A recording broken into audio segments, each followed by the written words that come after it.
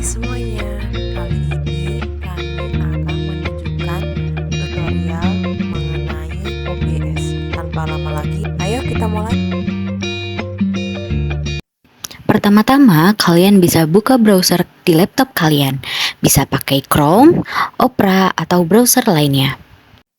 Setelah itu, pada search bar, kalian bisa ketik web OBS yaitu https obsproject.com atau kalian bisa ketik OBS lalu klik pada pencarian pertama.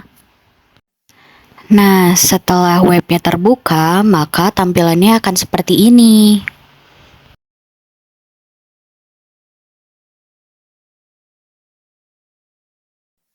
Untuk mendownload software OBS ini, kalian bisa klik download pada kanan atas, lalu scroll sedikit ke bawah, dan klik pada bagian download installer. Setelah itu, tunggu hingga software terdownload dengan sempurna. Software OBS ini bisa kalian install pada Windows, Mac, atau Linux ya. Nah, jika software sudah terdownload, nanti kalian bisa klik software OBS-nya, kemudian install seperti biasa ke laptop kalian. Setelah itu, kalian bisa klik software OBS tersebut untuk menjalankannya. Nah, setelah diklik, maka tampilannya akan seperti ini. Pada tutorial kali ini, kita akan mempelajari basic-basic dari software OBS terlebih dahulu, seperti bagaimana cara menampilkan layar desktop, bagaimana cara menampilkan game, dan juga masuk ke settingan OBS-nya. Sebelum memasuki tutorialnya, kalian bisa melihat pada bagian atas itu terdapat menu-menu yang dapat kalian gunakan pada software OBS ini. Nah, pada bagian atas itu terdapat menu file, menu edit, menu view, menu docs, menu profile, menu scene collection, menu tools, dan menu help. Nah, pada bagian bawah terdapat beberapa menu utama OBS termasuk scene editor. Pada menu ini kamu dapat membuat beberapa scene yang berisi berbagai sumber video dan audio yang dapat kamu gunakan selama siaran langsung atau rekaman. Nah, di sebelahnya ada fitur source yang dapat kamu gunakan untuk menambah berbagai jenis sumber seperti tampilan layar, perangkat video, mikrofon, dan gambar, serta mengatur mereka dengan filter, transformasi, dan efek khusus. Di sebelah fitur source, terdapat fitur audio mixer untuk mengontrol audio yang masuk dan keluar termasuk mikrofon, sistem, dan sumber lain. Nah, selain itu, terdapat dua fitur lainnya, yaitu fitur scene transition dan fitur control. Dengan berbagai menu dan fitur ini, OBS memberikan kontrol yang kuat kepada pengguna untuk menciptakan konten video dan streaming yang berkualitas.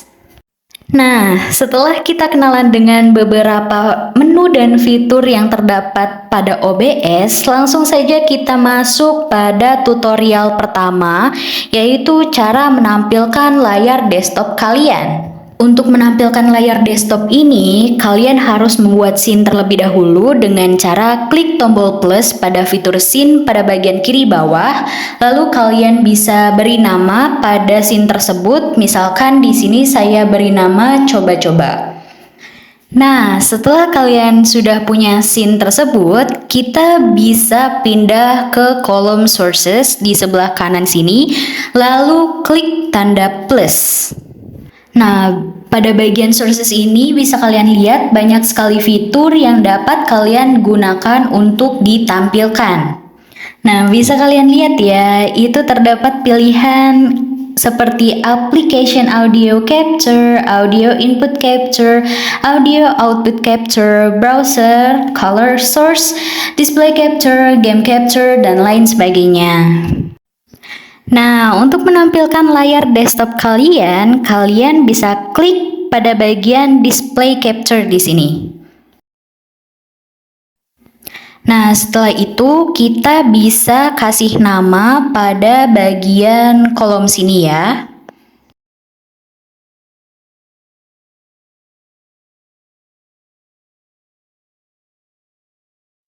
Nah, kalau sudah, dia akan otomatis capture layar desktop kalian. Dan kalau misalkan kalian ada lebih dari satu display, ini kalian bisa ganti-ganti displaynya pada bagian display. Nah, kalau sudah, pada bagian capture method, bisa kalian pilih yang automatic.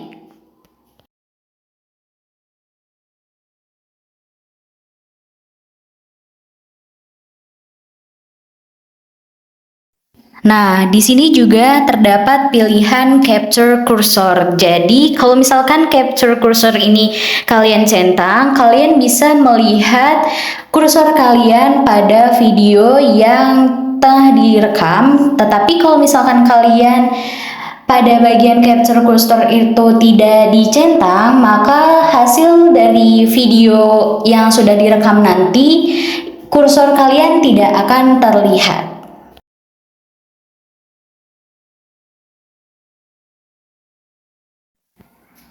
Nah, kalau misalnya sudah, ini itu hanya untuk merekam layar monitor kalian ya. Jadi ini bakal merekam apapun yang kalian buka, misalkan kalian membuka browser, kalian buka software, dan buka game, itu juga bakal kerekam ya.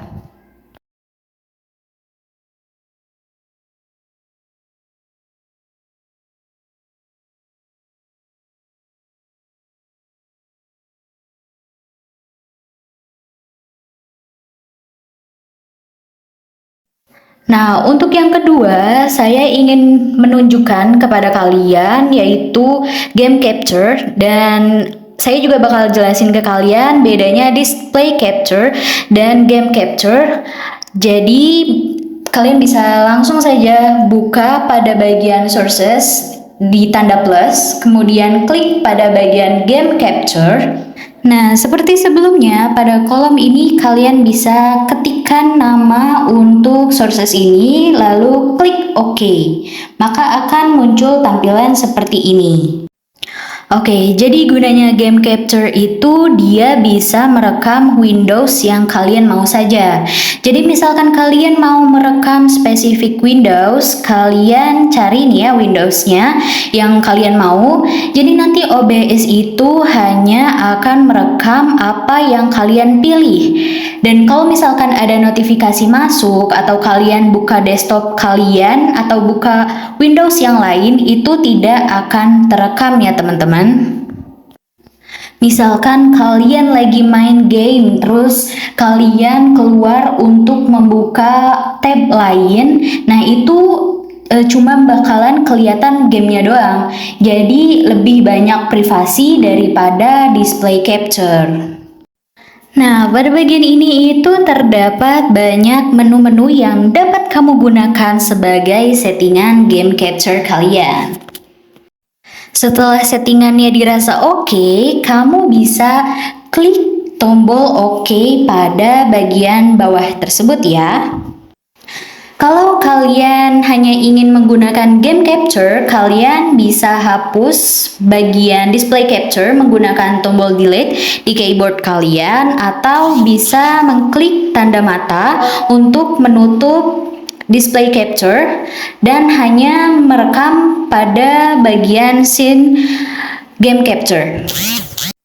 Nah, selanjutnya untuk settingan-settingan yang lain, kalian bisa klik pada menu file, kemudian klik pada menu setting. Nah, pada bagian menu general, kalian bisa melihat settingan-settingan yang dapat kalian gunakan pada video yang kalian rekam. Seperti di sini ada language, theme, terus ada updates, output, source alignment, snapping, project, system tray, preview, importer, studio mode, multi-view, dan lain sebagainya.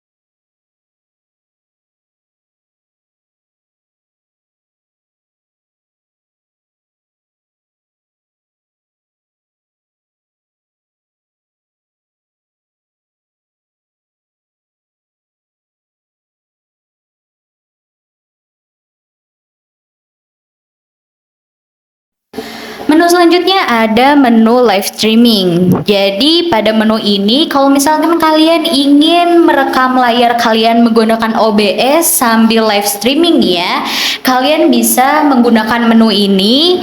Pada menu bagian service itu terdapat platform-platform yang dapat kalian gunakan untuk live streaming seperti YouTube, Twitch, dan lain sebagainya.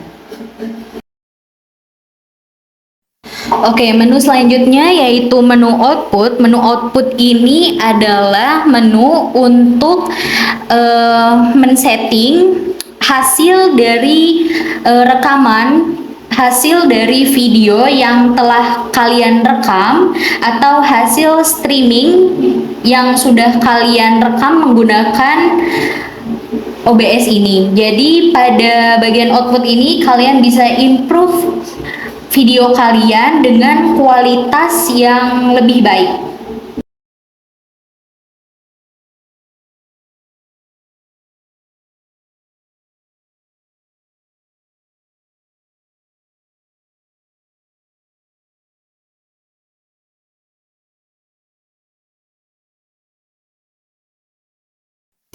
Menu selanjutnya ada menu audio. Menu audio ini adalah menu untuk men-setting audio hasil rekaman kalian. Jadi kalau misalkan kalian menggunakan audio eksternal, kalian bisa men-setting audio eksternal tersebut pada menu ini. Jadi kalau misalkan kalian mau streaming nih atau mau merekam video menggunakan audio atau mic dari bukan bawaan dari laptop kalian, kalian bisa klik pada bagian setting audio, kemudian kalian bisa mengganti settingan audio menjadi settingan dari audio internal menjadi settingan audio eksternal. Oke, selanjutnya ada menu settingan video. Menu ini fungsinya untuk mengimprove dan mengoptimalkan hasil rekaman dan streaming kalian menggunakan OBS ini. Nah, kalian bisa ikuti settingan ini untuk menyeting hasil video yang akan kalian stream atau yang akan kalian rekam. Nah, selanjutnya ada menu hotkeys untuk pintasan-pintasan keyboard agar pada saat streaming kalian bisa menggunakan OBS dengan lebih mudah. Nah, menu selanjutnya ada menu accessibility dan menu advance yang dapat kamu setting untuk menghasilkan kualitas video dan kualitas streaming yang lebih baik. Selain menu-menu yang telah dijelaskan, kalian juga bisa menggunakan menu-menu lain seperti menu edit, menu view, menu docs, menu profile, menu scenes collection, menu tools, dan menu help untuk menghasilkan video-video yang akan kalian rekam dengan kualitas yang oke dan untuk menghasilkan output streaming yang baik. Sekian, itu tadi beberapa tutorial yang telah kami tunjukkan. Setelah ini, kalian bisa mencobanya dan bisa mengembangkannya sendiri. Selamat mencoba, dan terima kasih.